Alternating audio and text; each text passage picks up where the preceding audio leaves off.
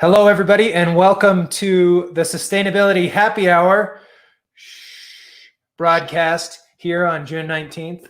My name is Pat Keys. I'm the lead scientist at the School of Global Environmental Sustainability at Colorado State University. And this is Micah Bennett. I am our communications specialist at the School of Global Environmental Sustainability. Also known as SoGES. Also known as SoGES. We're going to take I'm going to push that. because it's too shortcut the long 15 syllables, right? It's Yes. 15? Yeah. So we'll shortcut the 15 syllables to a much more manageable two, which makes a lot of sense, I feel like. I think so. Okay, but fun fact time. So today, the theme of the show today is, it's not just trashing. It's about kind of waste and understanding about kind of how we can make a better use of the things that we have already. But in that theme, I understand that you have a fun fact, Micah. I have a fun fact. My entire outfit right now is thrifted. This jacket, this shirt, and my pants. Not my socks. Not my socks. That's okay. That's everything else. And I guess so. This is also thrifted. Not everything I'm wearing is thrifted though. So, but I am going to claim the shirt. But my fun fact related to this theme today is that I've been dumpster diving, which I think a lot of people have been dumpster diving. That's where you, it's something that freegans, that is people who are vegan, unless they find it in a dumpster and then they'll eat whatever it is. I have not heard that term before. Freegan? No, I've never heard that. Oh, wow. Okay. I know a lot of vegans and a lot of dumpster divers. So freegan, and some people extend freeganism to consuming roadkill as well. That's a whole other story. Wow. We do have a question from the crowd. Craig Starger, is Micah in a bunker? Is Micah in a bunker? I mean, if there was an explosion, I would be very safe down here. More importantly, are those drums? They are drums. They're not mine. They're not my Okay. drums. They are my roommate's drums. She's in multiple bands. She's very musical. I'm in our basement because our house is 100 degrees when it's hot out. You could totally just claim, like, these are my drums. I'm sort of in a band. Then you'd ask me to play them, and then I would be exposed. Yeah, I would definitely. I would be like, we're stopping the show. We got to hear some drums. We still might need to have drums later on. Like, you can get the snare out, and then I'll go find a bass somewhere, and then we'll have like a little spoken word session here. Ooh, okay. I like that. We got to get going. Okay, so we have a guest today, the president of the Student Sustainability Center at Colorado State University, Sara VanHatten, will be joining us here in a few minutes. She's in the green room. We know she's here. But we're going to go ahead and kick things off with our normal brief roundup of some news from the past few weeks and just discuss a few things. So, Micah, why don't you lead us into that? Before we do, cheers. Oh, yeah, cheers. Happy Sustainability Happy Hour. Well, we have to cheers again. Sara joins us. Oh, I can't cheers and then not drink. What was that? It's bad luck. Bad luck. It's all sorts of bad things. Okay. So it's been a big week in terms of news. So the first two things I want to start with, and that we can't not start with, are the two Supreme Court rulings that have happened in the last week. Right. And this is all very exciting. The one earlier this week was the decision that said the Civil Rights Act of 1964 does indeed protect LGBTQIA workers from discrimination in the workplace. So the question that was brought to the Supreme Court was, can you be fired just because you're gay or transgender? And so obviously this was a really big thing for a lot of people. No kidding. Who could have their livelihoods just upended based on who they are. And the Supreme Court, in a left-leaning kind of surprising decision for what many people thought, said, no, the language in this act, in this title, bars discrimination from that. So I read up on a couple of different articles on that. And one thing to note is that it does still leave room for caveats based on religious beliefs. But activists and supporters of the moment have said that, that's always been present, and that moving forward, like that'll just be something else to tackle. So it was kind of cool that this happened in the middle of Pride Month. June is Pride Month. And in case you didn't know, I'm going to spell out LGBTQIA plus for you. Yeah, please. Lesbian, gay, bisexual, transgender, queer, intersex, plus allies. And there are a number of different identities that don't make it into that particular grouping. But anyways, happy Pride Month. And also happy Pride Month. Hashtag Black Trans Lives Matter. That's trending on Twitter right now. Because it's a really important intersection of sort of the movement for Black lives that is happening, and also the fact that it's Pride Month. And Pride was started by Black trans women. Yeah, that's a big deal. Yeah. The other big thing that happened this week was the Supreme Court's decision on DACA, the Deferred Action for Childhood Arrivals. And what they said was that the Trump's administration to attempt to dismantle DACA was arbitrary and capricious, and they couldn't do it. So that is obviously very exciting and very great for all of the dreamers in our country.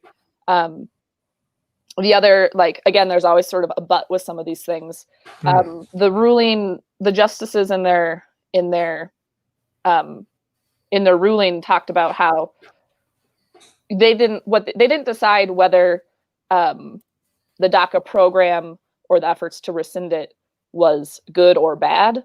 All they determined was that the process through which the Trump administration tried to dismantle it was not constitutional. Right. And this is one of the things that I was in following it, I was curious whether or not this is going to lead to potentially, additional challenges in the future about the constitutionality of it, but it certainly doesn't. It certainly helps the case that now it's been kind of struck down, or at least the challenge to it has been struck down. Right, at the highest court. Yeah, exactly. Yeah, and CSU, I'm really pleased CSU's put out a number of good messages from President Joyce McConnell concerning both of these different actions. So make sure to go to the CSU website and read those. Right. The other thing that we want to make sure we talk about today is Juneteenth. Yes, absolutely. I'm going to be honest. I don't know if I'd ever heard the term Juneteenth until a couple years ago, and I didn't really understand even what it was until this year. So do you kind of want to explain what it is, Pat? Yeah, sure. And I was in the same boat actually. So I know I was familiar with the term, but I didn't really. So if somebody had asked me what is this thing, I would have said, I don't really know. But then I was reading this massive history of the Civil War a few years ago, and it really dives into detail about kind of what Juneteenth was at the time, in the sense of you have the Civil War unfolding, and you have this progression of the emancipation of different communities of chattel slaves, of enslaved peoples. But there's no internet, there's not phones, and so there's no way to communicate this quickly. And so you have these people that are still enslaved well after other communities have been freed. And so from my understanding, Juneteenth is a celebration of the fact that of when a community in Galveston, Texas was emancipated, when the message got there finally. And to me, it's it's obviously a celebration, but it also, it's so horrible that people remained enslaved for that much longer than they had to be. And from what I understand, Texas was one of the most remote areas. And so this was seen as they were the last ones to be legally freed, which it's interesting to look at that, the Black community didn't start celebrating when the first enslaved people were freed, but only when the last enslaved people were freed. Because, it's not good enough if it's just a few people, it has to be everyone. Right. Yeah. And it's wonderful that it has gained more recognition now obviously in the last few weeks. It has much more importance and relevance now, given everything that we talked about, including what we talked about last show. But yeah, it's something where I do hope that, I don't have a hope right now of sort of federal recognition in a meaningful way. But it's past time for recognition of this in a more formal way, I would say. Yeah, and before we get to the next article, I'll just say that like anyone that's watching that is like, why is a sustainability show talking about all these like political issues and human rights issues? Like, what does that have to do with the environment? Like just a reminder that like sustainability is not just about the environment.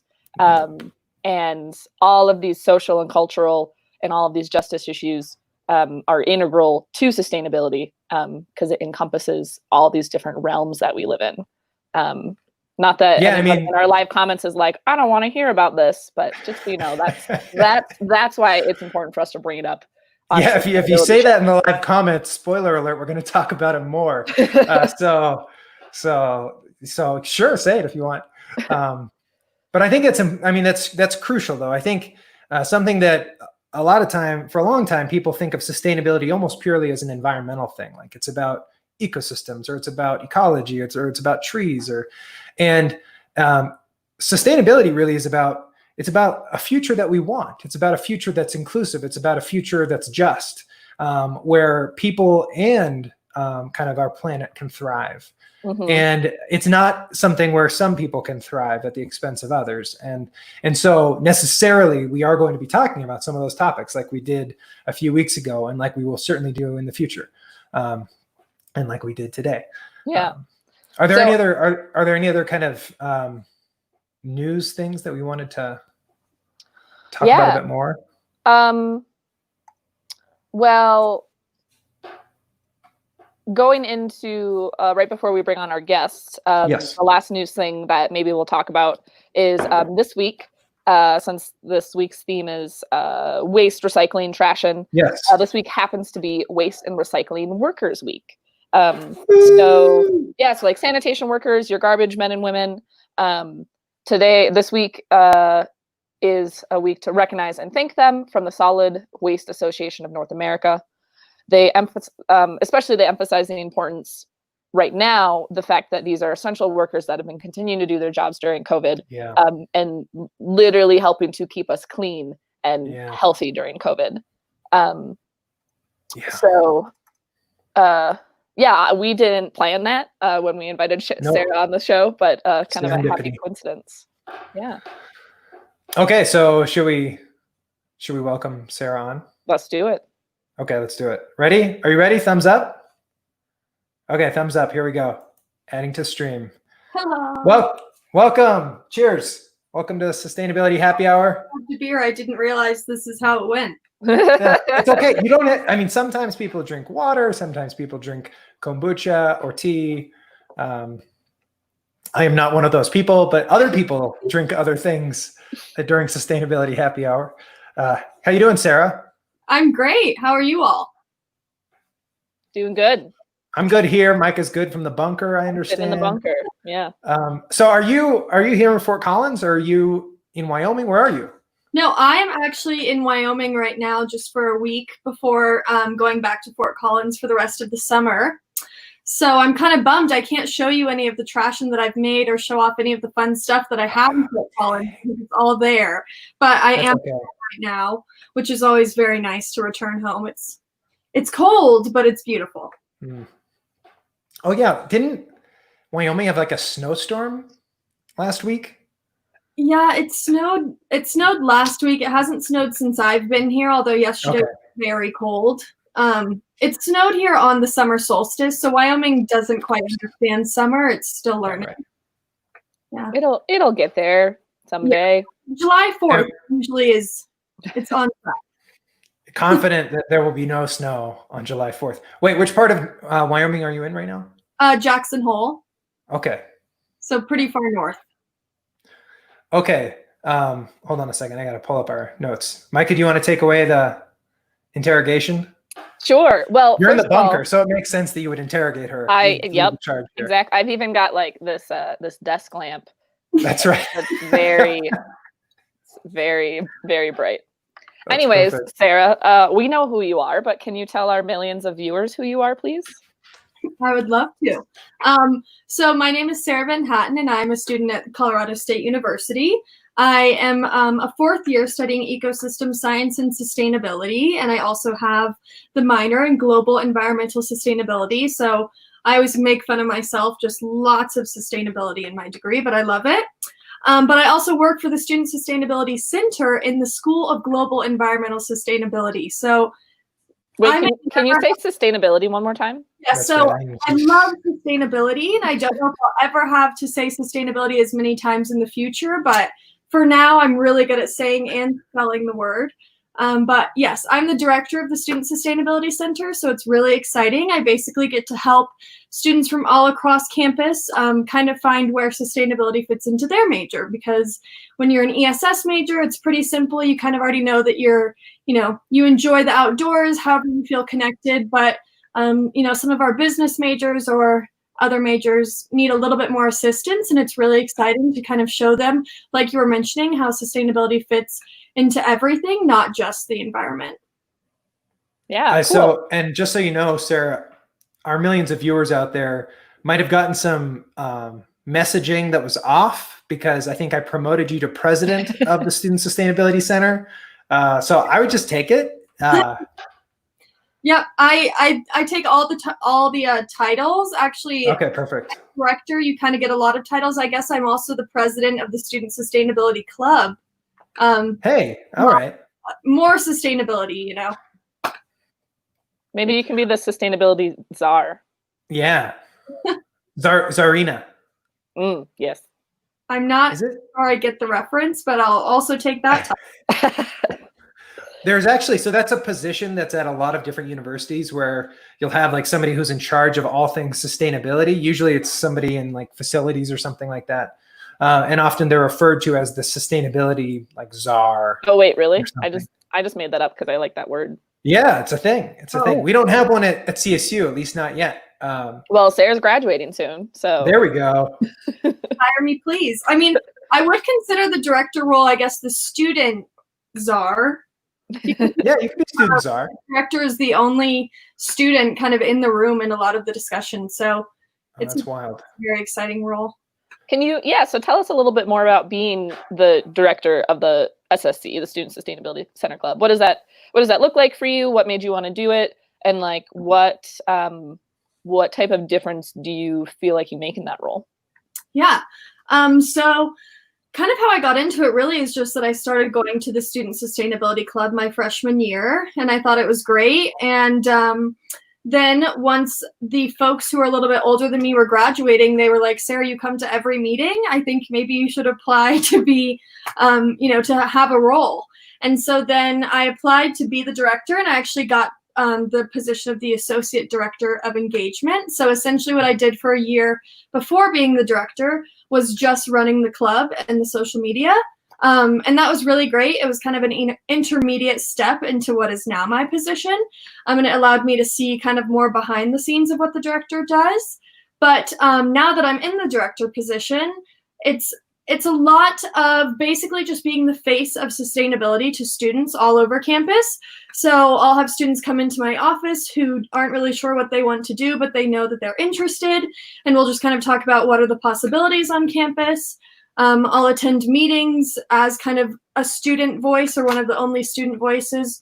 One of the, I guess, biggest ones would be the President's Sustainability Commission. There's only, I think, 2 other students on there. So it's pretty exciting to kind of see, again, that back end of sustainability and how these big decisions are being made. And it's very nice because then we're able to accurately kind of share that information with students because we were actually there during the discussion.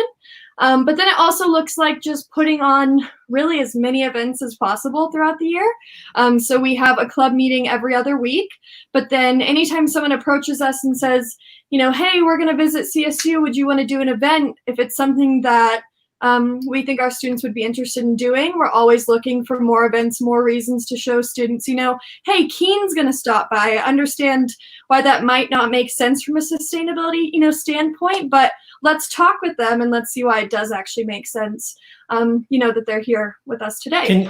Can you elaborate a little bit? From what I understand, the President's Sustainability Commission at CSU is pretty much the highest level of discussion around sustainability issues at Colorado State. Isn't that right?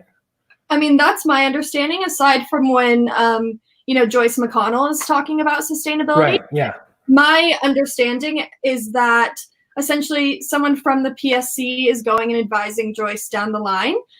So yeah, it really is, I guess, the top discussion. They bring, some pretty big agenda items to the table, and by no means am I always there saying, no, I think that's wrong, but it is pretty exciting. Do you ever say that? Do you ever like throw your fist up and say that's wrong? Oh, I definitely, Oh, that's great. some strong points. I think both myself and is there something you can actually share, like a little snippet? I mean, maybe you've signed like an NDA and I don't know, but no, I haven't done that.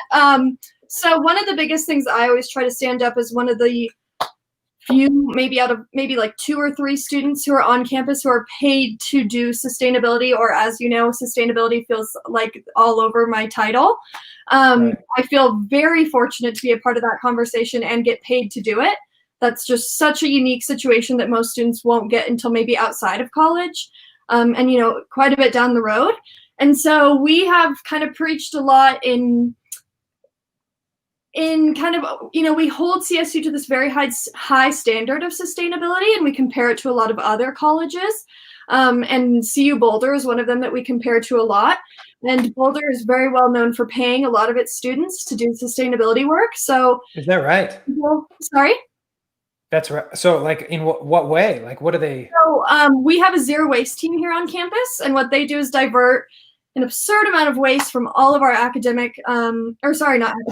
from all of our athletic events. So they're ensuring that recycling is in the recycling, compost, and then things that need to be disposed of are properly in each bin. And they're legitimately in the bins, digging through the trash, and they're all volunteer based, but some of them are working like full-time jobs doing this position because it started as a student club and it really picked up a lot of momentum. But at Boulder, the same students who do the same thing for them are actually being paid to have this role, and it's saving the university also a lot of money because then we're able to go and compost it as opposed to pay for it to be thrown away. We then can sell that compost, or just all sorts of different things. And that's one of the teams that we brag about all the time at CSU, that we have this great zero waste team, but we're not paying these students. And so that's something that I think the PSC might know myself and the previous directors to be pretty vocal about in terms of, how can we improve sustainability at CSU? That's great. Yeah, it's really cool to that students can have a voice at those high levels. Mm-hmm. No, it's awesome. And I think once, the students get comfortable speaking, they really do value your opinion, because a lot of these people are very far removed from the student life, and, they don't know what the students actually want at the end of the day. So it's really nice to be there and be able to kind of, hold it up for the students and make sure that they're still having their voice heard in some way, shape, or form, or even just add a new perspective that they wouldn't have thought of, because we're just in very different positions, and that's great, but I'm always very happy to be there. Cool. That's great. I kind of wanted to, oh, go ahead, Pat. No, please, Micah. I was going to say, I kind of wanted to ask you some questions about Trashion. Yes, that's what I was going to say. Let's cool. pivot. Let's pivot to that. So Pat, maybe you want to start by pulling up that article? Yes. So Sara, the Collegian, or is it College Avenue magazine? Yeah. You're famous now. Famous. No big deal. You're famous. So they wrote this really great article about you. Do you know about the article? I do know. Okay. I was going to say, like, this is kind of a big deal. About your sustainable fashion and thrifting and Trashion. Yeah, she had like a model photo shoot. That's my closet. Right. That's your closet? Yep. This is my bedroom at school, to be honest. What fraction of these clothes were like thrifted, or I don't want to say Trashion necessarily. I mean, maybe Trashion is what you would call it, but I would still say thrifted. There is some Trashion in that closet, as in actual clothing made from waste. However, I would say at least 80% of my closet is thrifted. That's outstanding. If not, maybe I didn't buy it, or it was handed down, or something. It wasn't purchased brand new. Right. Okay, so let's go down here. Yeah, will you sort of walk us through what this article is talking about and give us your, how you got interested in thrifting and how it's become such a big thing for you? Yes. So this article is really exciting because it's actually from a student of the club. She came to some of our meetings, and she came to the very first introduction one where I talked about how, I'm an ESS student, but my interests really lie in textile production in particular. And so when she works for College Avenue, so when she was kind of given this open slot to write about whatever she felt within the sustainability community and how sustainability can build community, she reached out to me, which was amazing and incredible.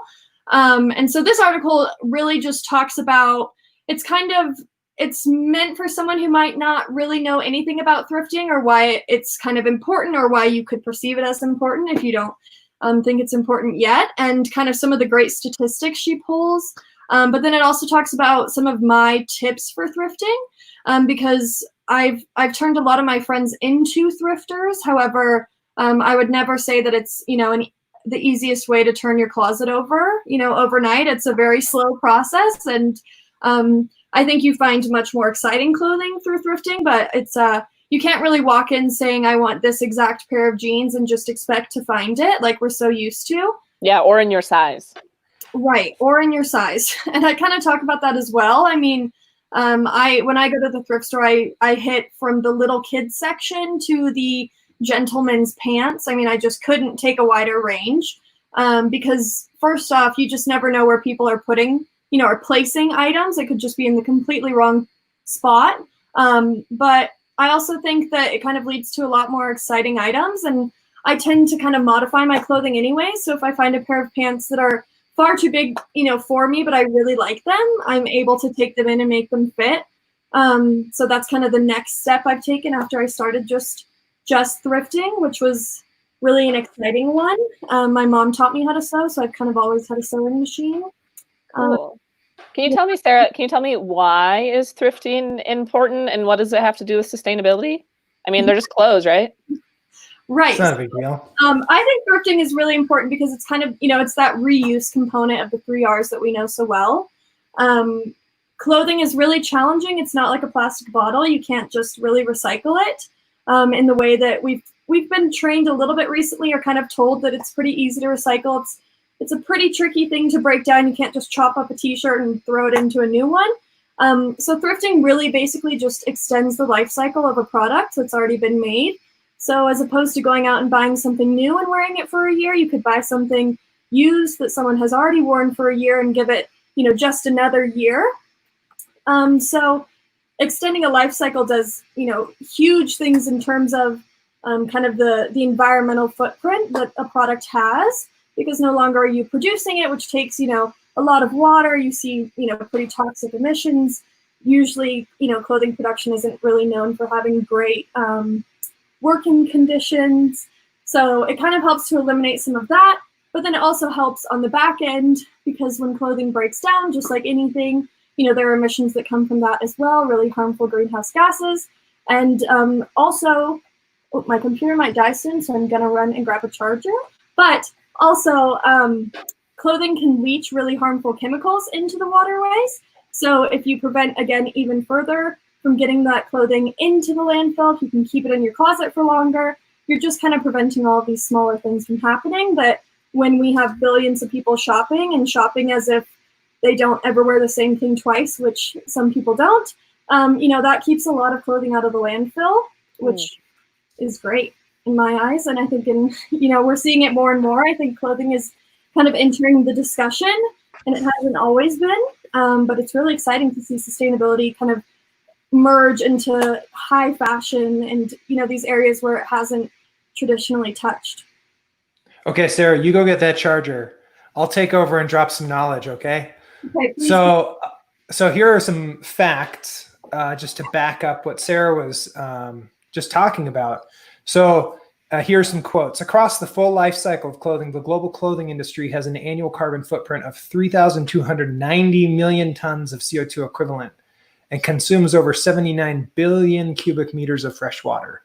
And it's associated with all sorts of different biodiversity degradation, aquatic pollution, and as Sarah was just talking about, pre and post-consumer waste. It's also, the industry depends on all sorts of different kinds of cheap labor exposing people to kind of contemporary wage slavery and other forms of sort of indentured servitude, that sort of thing. And this happens all over the world. There are different parts of the world that are more affected than others.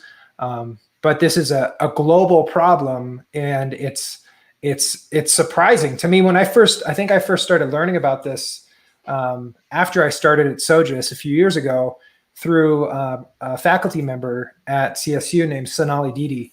And so she's been doing, I know, a ton of work in this area. My dog is probably going to start barking here in a second.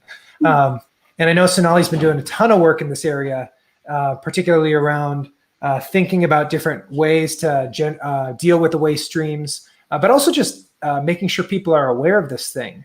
And I assume, Sara, that you work a little bit with Sonali. Yes, Sonali, I couldn't speak, higher about her. I absolutely love her. I saw her, again, also at SoGES, just at an SSC meeting one time, those plaques of all the research groups. I was just kind of reading over them, and, I had a general interest in clothing and textiles, and then I read about some of her work, and I always tell people, and she knows the story as well, quite well, that I kind of knocked on her door every day until she finally gave me something to do.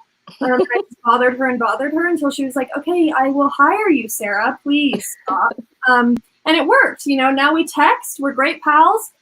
She's actually the reason that I went to India. I went to her and I told her, I want to write this grant. I have a great opportunity to go study it firsthand. And she said, okay, you're going to India. No questions asked. Let's do it.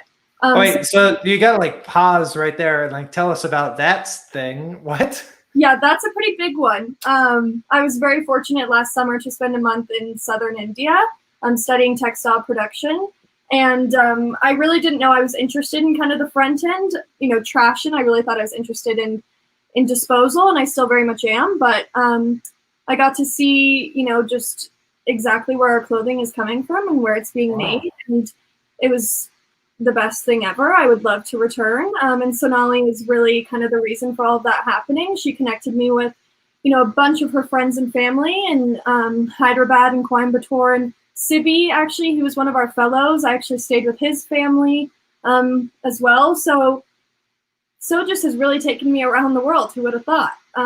All of the connections that I've made there, which is just That's amazing. Outstanding. But yeah, so I really got to build that program from the ground up because of the Community Foundation here in Jackson Hole. They provide funding to students to either do kind of a program that's already established or, in my case, kind of build out a month-long program for myself. So it was great. Sara, can you tell me a little bit more about, so we've talked about thrifting, and you've mentioned pieces in your closet that are actual waste made into clothing. I'm sorry that we don't have better pictures. There might be something good in that article, but can you just tell me, what do you, you're taking garbage and you're making things to wear? Yes. So can you point to something in the background here that I don't think it's not hanging in the closet. It's too bad. Sadly, it's all in a bin in my laundry room, actually, my apartment. But essentially, how it all began is over Halloween. Halloween is pretty notorious for I'm going to buy this costume and wear it one night, and it's already made really cheaply, and then I'm going to throw it away. So the statistics around Halloween are really actually very startling, and it's kind of something you don't think about a lot in terms of textile waste. So, one way to get around that would obviously be to thrift, but I wanted to create a zero waste costume. So, a few months before Halloween, I started cutting up a bunch of water bottles, and I chained them all together to make, this skirt, and I just created this whole, outfit out of trash I was finding in the dorms at CSU across the street from my apartment.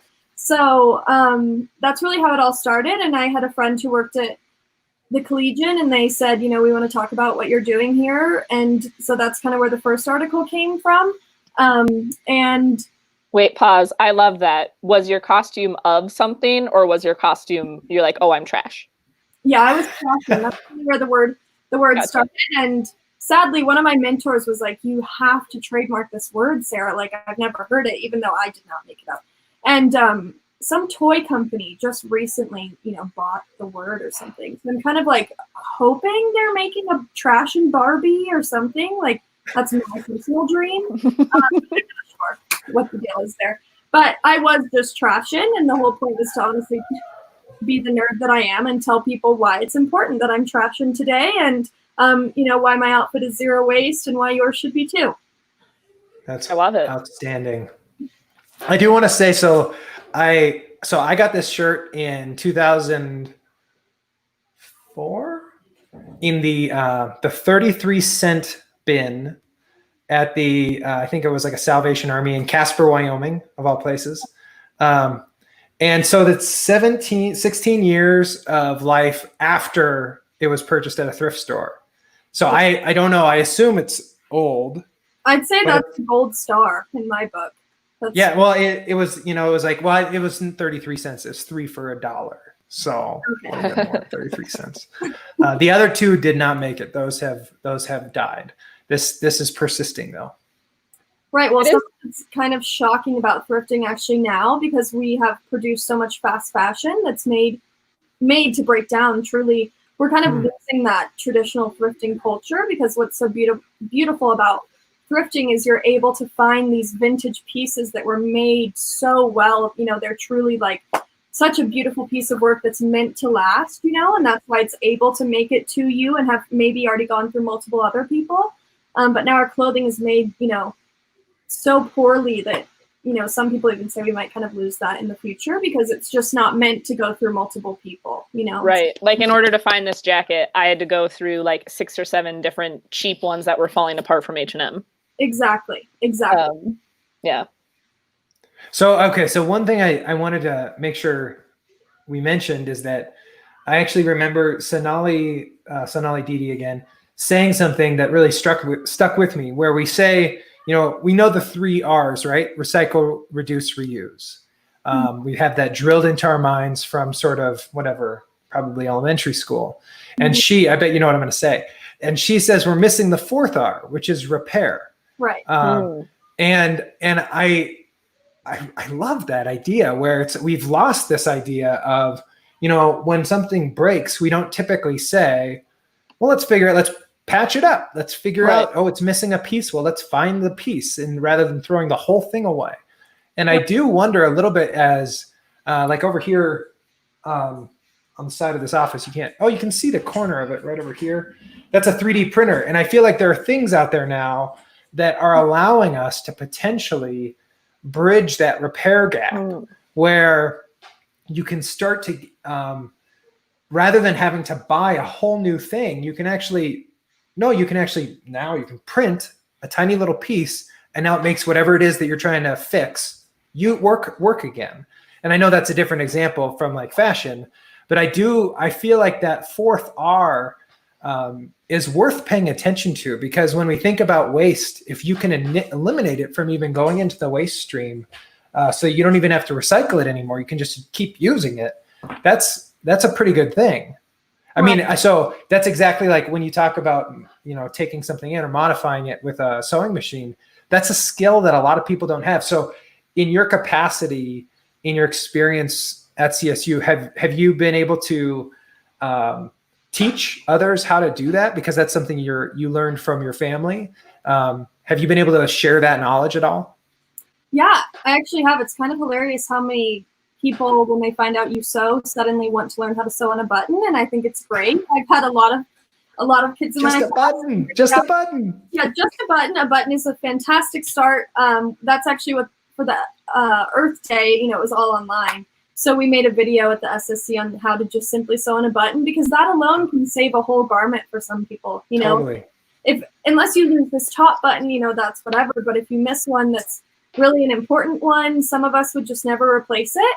And so I've definitely taught a few of my friends how to do something that simple, and it's amazing how far just learning how to thread a needle will take you, and it's kind of truly, I think it's cute, just, how excited they are afterwards, like to patch up like a elbow, and then suddenly you can really tell that it's patched up. It's kind of fun. And it helps you like take ownership. Yeah, like you can take ownership of your things then, and like you feel more connected to them, and you're less likely to just throw them away. Right. I mean, like you said, it's kind of a dying art in a sense, or just not a skill that everyone has in the way that we maybe used to. And so it's kind of exciting to be able to say, yeah, I could fix that if you wanted. Or I thought about telling my friends I'd fix anything they wanted for a $5 fee, because a button's not worth $5, but other things are worth more. And I think I could start a whole business. But, Sonali kind of came up with the whole idea of, or she didn't come up with it, but she brought it to Earth Day Fort Collins to do a repair cafe. And so she had students out there mending people's clothing, not this year, but the year before, which was really exciting. And yeah, they're Cool. putting another kind of similar model in the new dorm, is my understanding. Really? Which I don't know too much about, but I heard that at one point, and I would love to know if it made it in kind of the final, the final draft. But Can I attend? yeah, I would love to hire me again. I mean, I'll work there. Sounds great. I'm not sure if it's just kind of a sewing room or what, but I think, Sonali again had a lot to do with that. So she's great. Yeah, absolutely. Okay, so to be cognizant of time, it is now 4:12 p.m. And so, Micah, do you have any final questions? I've got my final question that I always ask, but No, okay, yeah, you go then. so my final question is, so I know for everybody this has been a crazy time. I know it's exceptionally crazy for students that had to go to learning online, and then who knows, taking finals and we've all been like quarantined and separated out in these weird ways, right? I think in my family now we're at like day 97. Crazy. But what's something for you? It doesn't have to be about sustainability, by the way. Mm-hmm. That's been like a hopeful or inspiring or happy thing that's kind of come out of this process. And it can be tiny. It doesn't have to be like earth shattering, but like just like what's a happy thing or a hopeful thing that's come out of this? Yeah, I think for me, because I've kind of always been very go, go, go, go, it's been very nice to be forced truly to slow down. Everyone is kind of at the same standstill. And at times I think, oh my gosh, I'm not doing anything, but I kind of have to remember neither is anyone else. And so really coming to terms with that and then taking advantage of that time has truly been just very helpful to me. I've been able to do more sewing and creating things on my own. I've started rollerblading every day, and I just absolutely love rollerblading. Do you wear thrifted 80s outfits and leg warmers while you rollerblade? I don't wear thrifted outfits. Rollerblades are actually from the thrift store. Some people might cringe. I mean, there's disinfectant spray for that, Slap on some new wheels. They're amazing. Yeah. But I mean, all my clothes are thrifted, so I guess I can still say I rock a thrifted fit. But no, it's great. I mean, you just go out on the CSU kind of hockey rink out there, and it's nice and smooth. And, so just. Wait, the what? The what? There's a hockey rink out by the rec center. It's in right. Oh yeah, okay. It's the outdoor roller rink. Yeah. Yeah. And it's been great. I mean, there are so many people rollerblading now. You guys. Is it like kind of roller derby in there? Like, is it? I mean, it could be, but there's never more than 2 people. I've met weirdly people there. You need to bring like a boombox. I know. Well, my roommate and I actually started the rollerblading club at CSU, and it got canceled pretty rapidly due to COVID. However, I've met a few people who are like, oh yeah, I wanted to be a part of the rollerblading club. And I'm like, yeah, it's a Glory, which is our club. And it's very exciting. It's creating a whole nother little side community, amongst everything. So that has really brought me joy. I guess my answer is rollerblading. I talked about it a lot. That's outstanding. I love it. And actually, it's funny, in undergrad, I'm a terrible rollerblader, full disclosure. But my dorm corridor, there were like 6 of us, and we all just started this midnight rollerblading club where we would just rollerblade around town at midnight. And I think there was one person that was actually talented or like good, and the rest of us were just like constantly wiping out in the grass. But it was just so fun to like just go around town, because it was such a different experience to rollerblade, because it's also something where like if you're rollerblading, you're like constantly dodging people and all sorts of things. And it was just fun to be like empty streets, empty everything. Mm-hmm. So you could like take like a midnight version sometime. Yeah, I mean, with COVID, it's already empty. I've never done That's actually a really good point. But when we get back to it, the night rollerblade. Yeah, right. Maybe. I mean, that's when the 80s gear is going to come in handy with like the neon green fanny pack or whatever. Wait, Sarah, okay, so before you go, I have one very important question. Okay. Are yours blades or quads? They're blades. Nice. I mean, either one is fine, but I just like to know. You know, it says. What's the difference? Blades are like, it's like a hockey skate and all the wheels are straight, and then quads are like the true roller derby ones where you have 4 wheels, like 2 in front. Oh, okay, 2 in back. yeah, right, got it. Okay. They're both valid, but I just feel like it says a lot about a person. It does. I honestly, when I was going to get a new pair, and I thought about it way too hard, did way too much research.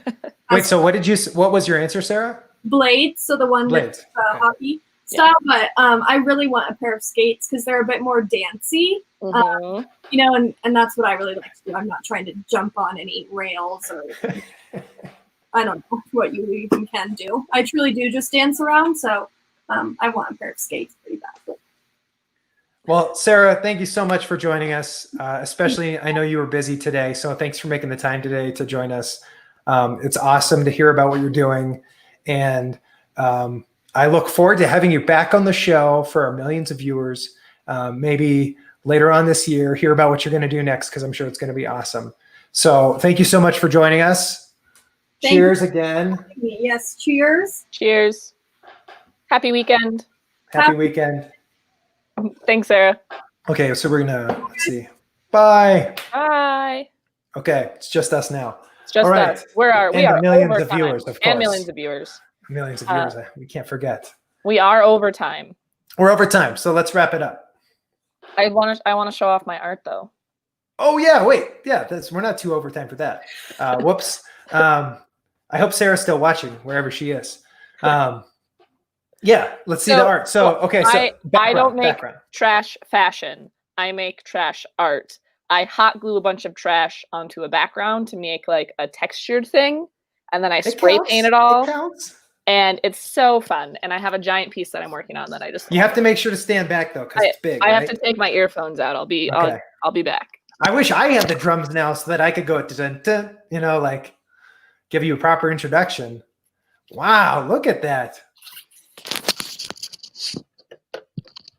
Yeah, you're gonna have to narrate it. Right. Okay. So this piece is not finished yet. This is a piece that was supposed to go in my office before we all started working from home. And it's going to be a mountain range. It's kind of hard to see, but these are mountains back here made of cardboard. And then these are cut up coffee bags that are making like trees and shrubbery.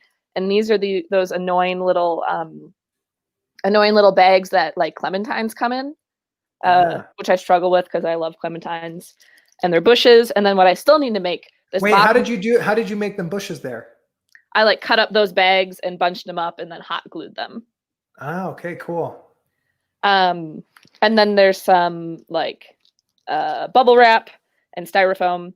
I try to do things that you can't recycle. So like the cardboard could have been recycled, but yeah. But like the styrofoam, you know, like that's going to the landfill. So like it's better on a piece of art. And then the bottom is going to be like 3-dimensional trash made Colorado wildflowers. Wow. It's been dormant for about a month. That's okay. I thought with quarantine I would have more time to work on it, but that's okay.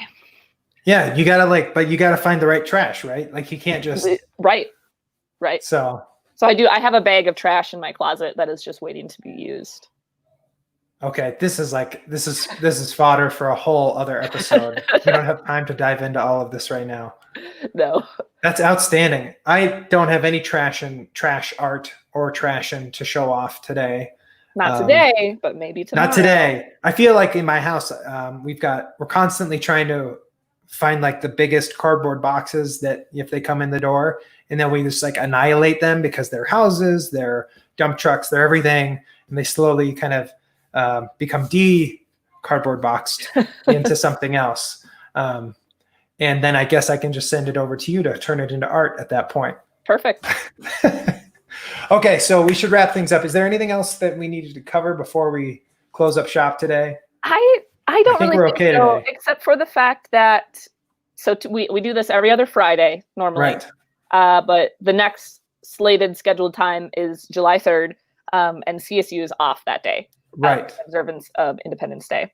So we will not be here 2 weeks Right. from now.